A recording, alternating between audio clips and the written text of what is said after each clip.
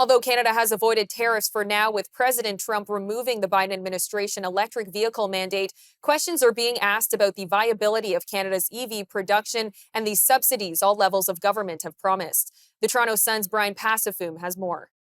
Well, the story all started a few weeks ago. There was a press release from the Canadian government, a subsidy program that they had that gave $5,000 to everybody who purchased a zero emission vehicle.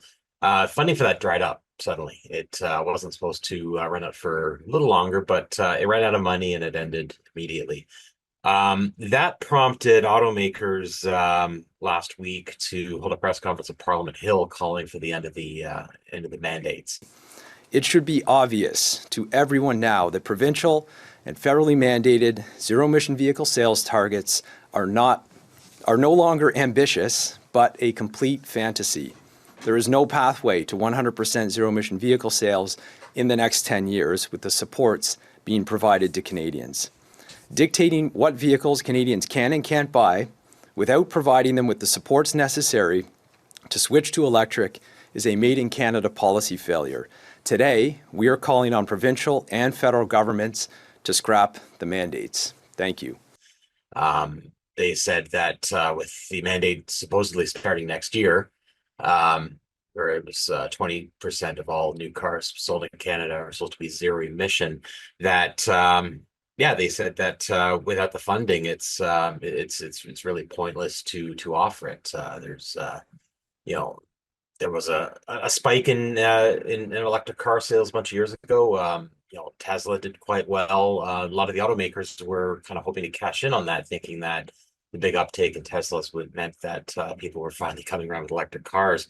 Unfortunately, that hasn't been the case. The automakers have lost a lot of money producing EVs, and largely the main reason that they're throwing this behind is not some sort of like a benevolence to Mother Earth or anything like that. It's because the U.S., the Biden administration had put forward a zero emission car mandate, where by 2035, something like 75% of all cars in the U.S. must be electric vehicles.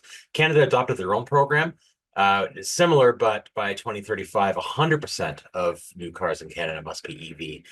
So with one of his day one edicts, President Trump, with a stroke of a pen, canceled those mandates, and yeah, people here in Canada are questioning is Canada on the right track? Canada has spent a lot of money to investing in Canada's EV supply chain, $50 billion of subsidies, incentives, promises, things like that, and some very smart people a lot smarter than me, are questioning if it was all worth it. Is Canada's EV gamble worth it? The parliamentary budget officer back in June tried to tally it all.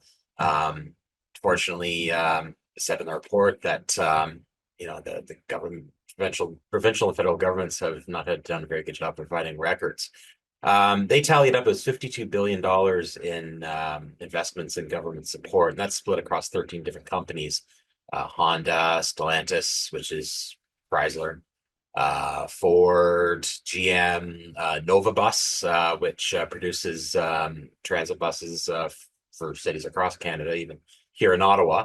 And yeah, and those are split between construction supports, investment tax credits, things like that. So it's not like a $50 billion check was flushed down the drain, but still billions of dollars were directly spent assisting on construction on plants that the car companies may quickly soon find are in surplus.